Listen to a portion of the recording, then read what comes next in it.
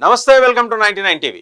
కాదంబరి జత్వానీ కేసులో జగన్మోహన్ రెడ్డి గారు నిజాలు చెప్పబోతున్నారా లేదా చెప్పేశారా? చెబితే ఆ నిజాల సాంద్రత ఎంత ఉంటుంది, దాని డెన్సిటీ ఏ స్థాయిలో ఉండొచ్చు, రిపర్కషన్స్ ఎలా ఉండొచ్చు? ఇప్పుడు ఒక హైపోథెటికల్ డిస్కషన్ అయితే సెక్రటేరియట్లో అలాగే డీజీపీ ఆఫీసులో నడుస్తుంది. ఎందుకంటే రేపో మాపో ఆయన్ని కూడా సమన్ చేసే అవకాశం ఉంది. 41 సిఆర్పిసి కింద నోటీస్ ఇస్తారు. సీఎంఓ కార్యాలయం కేంద్రంగా, చీఫ్ మినిస్టర్ ఆఫీస్ కేంద్రంగా ఇది జరిగింది కాబట్టి మరి దానికి ఆ రోజు అక్కడ ఉన్నది ముఖ్యమంత్రిగా జగన్మోహన్ రెడ్డి గారే కాబట్టి ఆయన్ని పిలిపించి విచారించడానికి ఉన్న మొత్తానికి ఆ లాజిస్టిక్ వర్క్ అంతా కూడా డీజీపీ ఆఫీసులో నడుస్తుంది ఇప్పుడు ప్రస్తుతం. అంటే ఒకవేళ పిలవాల్సి వస్తే ఏ రకమైన నోటీస్ ఇచ్చి పిలవాలి, ఎలా పిలవాలి, నోటీసులో ఏ అంశాలు పొందుపరచాలి, ఇవన్నీ group of IAS and IPS officers కలిసి కూర్చొని తయారు చేస్తున్నారట. అండ్ ఇంకోటి, అన్నింటికి మించి ఇది టెక్నికల్ పార్ట్ నేను చెప్పేది. ఇక పొలిటికల్ ఫ్రంట్లో చూస్తే ఒకవేళ జగన్మోహన్ రెడ్డి గారిని విచారించడం కోసం అని ఇక్కడికి కన్నా పిలిపిస్తే అదేమన్నా రాజకీయంగా ఆయనకి ఏమన్నా మైలేజీగా మారుతుందా, అలాంటి ప్రమాదం ఏదన్నా ఉందా అనే ఆలోచన, అనుమానం రెండూ కూడా తెలుగుదేశానికి జనసేనకి ఉన్నాయి. బీజేపీ ఎందుకనో పెద్దగా ఈ విషయంలో తలదూర్చట్లా, నాన్ కమిటల్ అంటారు. అంటే అవును కాదు, కాదు కాదు, ఈ రెండూ కాకుండా అలా అని న్యూట్రల్ కూడా కాదు. మరి ఏ స్టాండ్ తీసుకోవాలో తెలియని ఒక స్పష్టమైన గందరగోళంలో బీజేపీ ఉంది ఆంధ్రప్రదేశ్లో. అయితే వీళ్ళైతే ఫామ్గా ఒక స్టాండ్ తీసుకున్నారు, తెలుగుదేశం కానీ జనసేన కానీ. జగన్మోహన్ రెడ్డి గారిని అయితే ఇందులో విచారించాల్సిందే, సీఎంఓ కేంద్రంగా ఇది జరిగిందని చెప్పేసి ఆ 3 జీవోల్లో డీజీపీ గారు చెప్పినట్టుగా డీజీపీ గారు వచ్చిన రిపోర్ట్లో సీఎంఓ సెంట్రిక్గా జరిగింది కుట్ర అనేది తేలింది కాబట్టి ఆధారంగా వచ్చిన జీవోల్లో దీనికి సంబంధించిన మెన్షన్ ఉంది కాబట్టి ఆయన్ని పిలిపించాల్సిందే, విచారించాల్సిందే. ఆయన ఒక్కడనే పిలిపిస్తారా? ఆయన సలహాదారులైన సజ్జల రామకృష్ణారెడ్డి గారిని, అలాగే వైవి సుబ్బారెడ్డి గారిని, ఇంకా మరి అంటే ఆ ముగ్గురే కదా కీలకం, విజయసాయిరెడ్డి గారిని. సజ్జలంటే సకల శాఖ మంత్రిగా వ్యవహరించారు, ప్రధాన సలహాదారుగా కూడా ఉన్నారు. ఇంకొక సలహాదారు ఉన్నారు, మాజీ ఐఏఎస్ ఆఫీసర్ అజయ్ కల్లాం గారు. ఆయన్ను కూడా పిలిపించే అవకాశాలు ఉన్నాయా అనే అనుమానాలు వస్తున్నాయి. వీళ్ళందరూ కాక ఎవరెవరికి నోటీసులు పంపాలనే దాని దగ్గర అయితే ఇప్పుడు సీఎంఓలో ఒక లిస్టు రెడీగా ఉంది.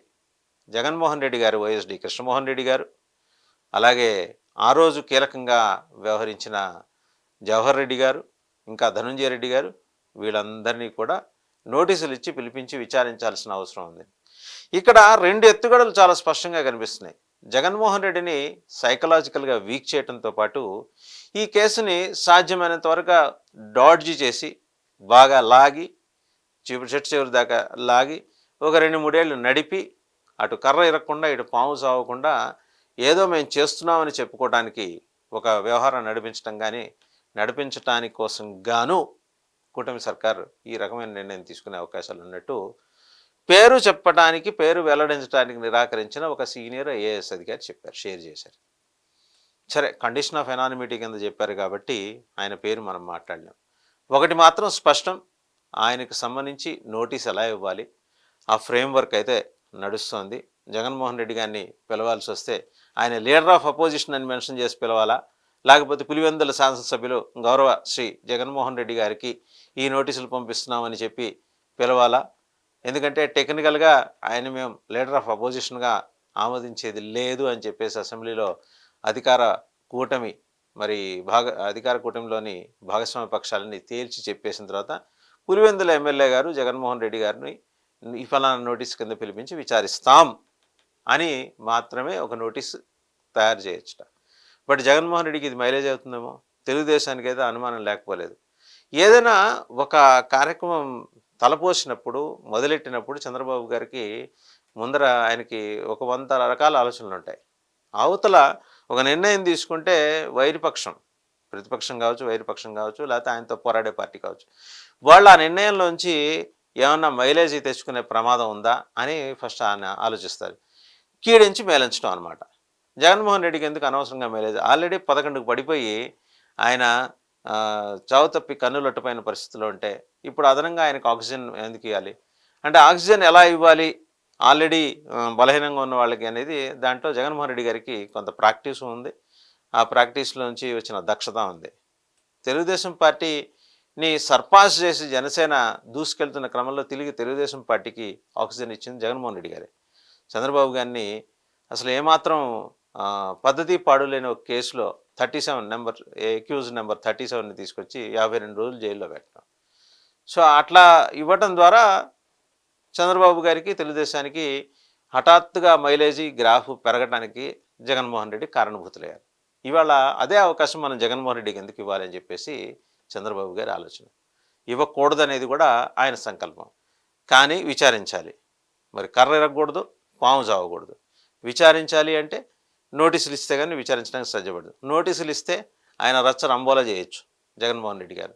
ఊరు వాడ అంతా చాటుకొని తండ్రి లేని పిల్లాడిని నేను చూసారా, నాకు ఎంత అన్యాయంగా నోటీసులు ఇచ్చేస్తున్నారు వీళ్ళు, పైన దేవుడు ఉన్నాడు, నాన్నగారు పైనుంచి చూస్తున్నారు, సో ఏదో ఒకరోజు నా వెనకాల నా అవ్వలు, నా తాతలు, నా అక్కలు, నా చెల్లెళ్ళు అందరూ ఉన్నారు కదా, వీళ్ళందరూ నాకు వచ్చి బాస్ట్గా నిలబడాలి అని చెప్పి సేమ్ చంద్రబాబు గారి ఫార్ములా. విజయవాడ సభలో చంద్రబాబు గారు మీరందరూ వచ్చి నాకు రక్షణగా నిలబడండి అని ఆయన ప్రతిపక్ష నాయకుడిగా ఎలా అన్నాడు, ఇప్పుడు జగన్మోహన్ రెడ్డి గారు కూడా అదే ఫార్ములా వినియోగిస్తారు. ఇవన్నీ చంద్రబాబు గారికి తెలియవా? ఖచ్చితంగా తెలుసు. మరి ఆయన్ని విచారించాలి కదా. ఎలా విచారించాలి? ఒక పెద్ద మాను ఉంటుందండి, మర్రి మాను ఉంటుంది. మర్రి మాన్ని కూల్చేయాలి. ఏం చేయాలి? నేరుగా వెళ్ళి గొడ్డలి తీసుకొచ్చి ఆ మానుకు మధ్యలోనే ఎక్కడో పెడితే కుదరదు కదా, మొదళ్ళలో కొట్టాలి. ఇక్కడ మొదళ్ళు ఎవరు జగన్మోహన్ రెడ్డి గారికి?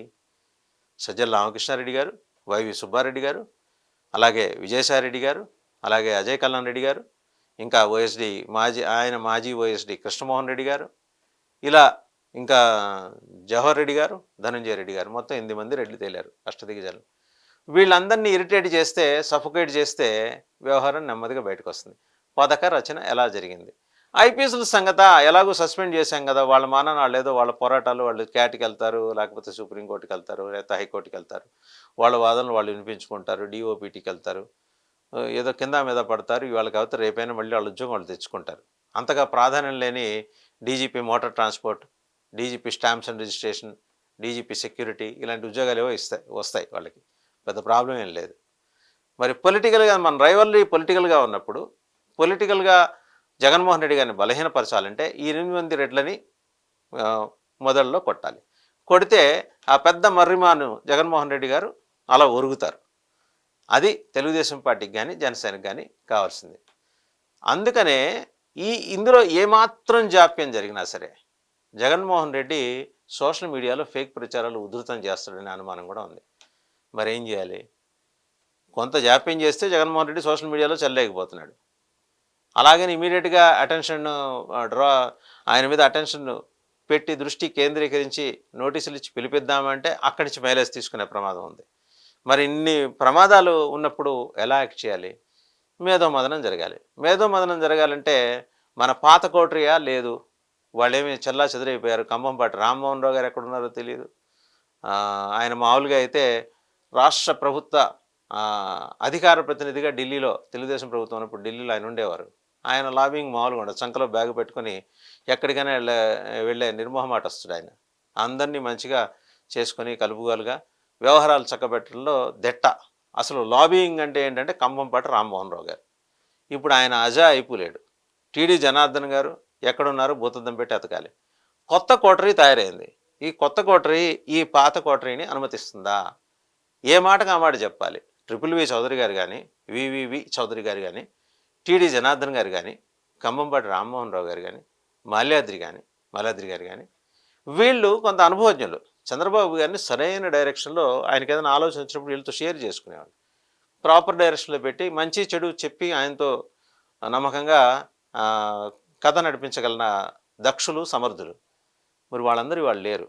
మరి ఎవరి సలహా మీద చంద్రబాబు గారు ఫర్దర్గా నిర్ణయం తీసుకోవాలి అంటే అల్టిమేట్గా చిన్నబాబు గారి మీద డిపెండ్ అవ్వాలి. చిన్నబాబు గారి కోటరీయా కాంట్రవర్షియల్ కోటరీ, అందులో రకరకాల మనుషులు ఉన్నారు. బ్రహ్మాండమైన తెలివితేటలు గలవాళ్ళు ఉన్నారు, అలాగే కొంచెం ఇబ్బంది పెట్టే తరహా మనుషులు ఉన్నారు. మరి 2 కోటరీల మధ్య అంతరాలు ఉన్నాయి. పాత కోటరీ ఏమో అసలు ఎక్కడ గూగుల్లో ఎత్తుక్కోవాల్సిన పరిస్థితి, ఎక్కడున్నారు వాళ్ళని. వాళ్ళు వస్తే కానీ కొన్ని సమస్యలు పరిష్కారం కావు. అందుకోసం మరి చంద్రబాబు గారు ఏమైనా నిర్ణయం తీసుకుంటారా? ఇక్కడ జగన్మోహన్ రెడ్డిని హ్యాండిల్ చేయటం అంటే ఏదో పెట్టగోడని ఇక్కడ తోసేసినట్టు కాదు అనే నిజం జగన్మోహన్ రెడ్డి కన్నా వీళ్ళకి ఎక్కువ తెలుసు టీడీపీ వాళ్ళకి. సో మరి అంత కాంక్రీట్ వాళ్ళని, ఒక చైనా వాళ్ళని కొట్టాలి అంటే, ఒక మర్రిమాన్ని మొదల నుంచి నరకాలి అంటే మరి బోల్డన్ని తెలివితేటలు కావాలి, మేధోమథనం జరగాలి, స్ట్రాటజిస్టులు అందరూ కూర్చోవాలి.